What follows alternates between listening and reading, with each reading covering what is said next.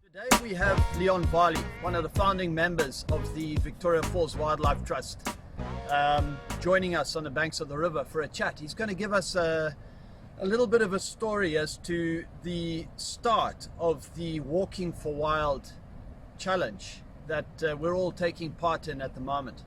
So join us while we have a chat to Leon, Jess and Luke. 2013 I think it was, my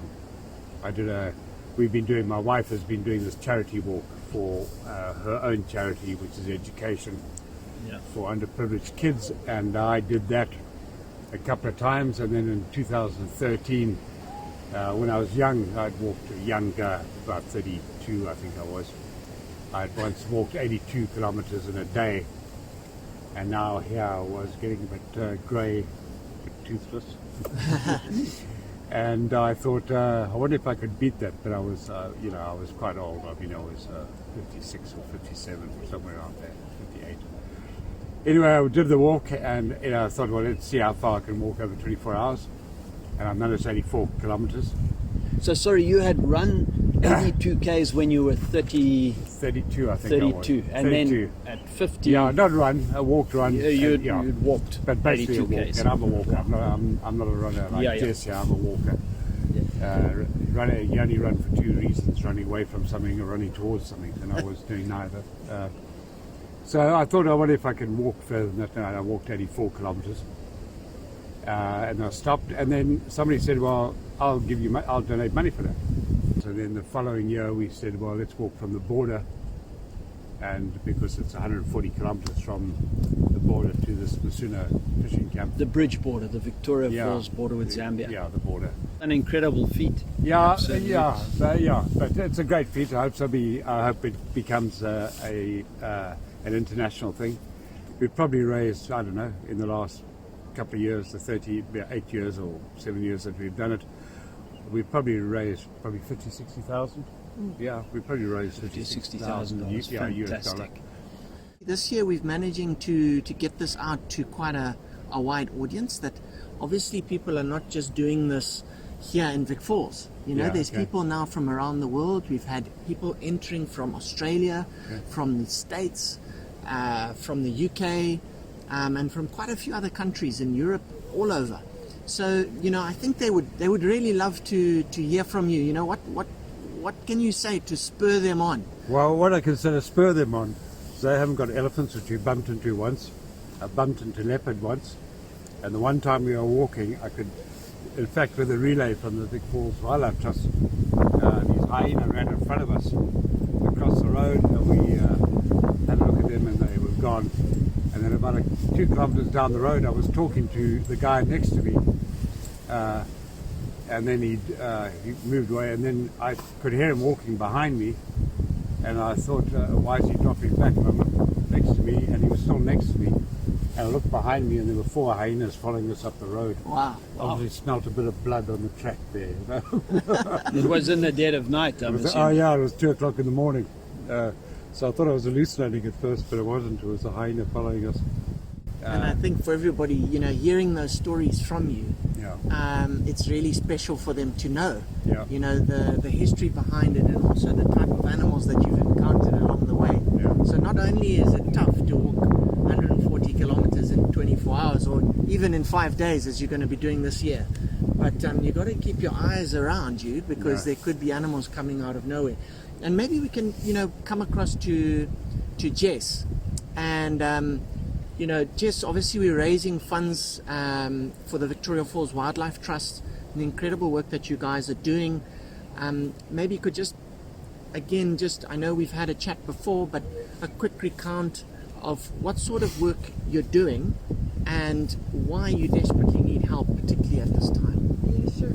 We, like many countries around the world, have had the experience of COVID, and because Victoria Falls is a major tourism destination, a majority of the people in this area are now unemployed, and with that we've seen a rapid rise in poaching, especially snare poaching, which uses a piece of wire to trap an animal. And unfortunately, we've already taken off more than double the number of snares we take off in an average year. And just to give you an idea, in the last month, we've already lost one hyena, one leopard, and one lion, which are our apex predators.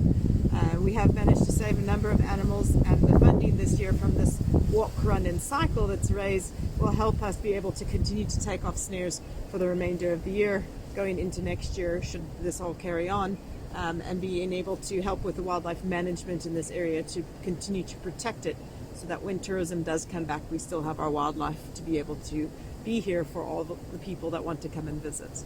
Jess, if I might just ask, when you're taking a snare off, what does that entail? I mean, it's not just one person, there's a whole team involved there, isn't there? Yeah, and everyone's different, so it's not exactly a set story, but basically you usually have scouts on the ground that are able to find the animal, or somebody, a bystander, sees it, sometimes a taxi driver, you never know, and they phone and we respond. Sometimes it's close, other times it's far. Sometimes we've gone as far as 7 hours driving one way to try and deal with an animal. Often the wire's broken off of the tree that it was attached to. On occasion it's still attached, the animal is tethered to that tree. And one of us that has a dangerous drugs license will dart and immobilize that animal. And once it goes to sleep, we will take off the wire snare. And if the wire's been embedded into the animal, then we will treat the wound and try and care for it if it's got any infection. And then our goal is to always release the animals back into the wild as soon as possible. And with the majority of the cases, we're able to do that right away. So with the drugs we use on the majority of species, we are able to give an antidote right away, and the animal wakes up and then off it goes. Yeah, so it's one thing having the people on the ground to find the snares before they snare an animal, but then once the report comes in, this whole reaction's got to be put into process. Yeah. Yeah. And post-monitoring as well, to see how it recovers and make sure it's... Camera traps and so on out there in the field. Well, folks, you've heard the history, the man behind it, here with us on the edge of the Zambezi River, and the Vic Falls not too far behind us. And just a reminder to all of you out there, you really can make a difference. All you have to do is get out, jog, run, walk, whatever you want to do, get on your bike. Just add up the Ks, try and reach 140 kilometers, which is what Leon's going to be doing, and we're trying to do that by the 16th of August. There's still plenty of time. You can do it as an individual, you can do it as a team, or if you don't have a team but you want to be in a team, send in your entry and we'll place you in a team. Make sure that you tag Walking for Wild in any posts that you do on social media. And we also have a new Strava club which is called Conservation Active, and please get behind the Walking for Wild Facebook page, as well as Sport for Conservation group, which we've created as well, to help drive awareness on how sport can really make a meaningful impact on conservation. Been a great chat. Thanks very much for your time. Good luck with the walk. Yeah.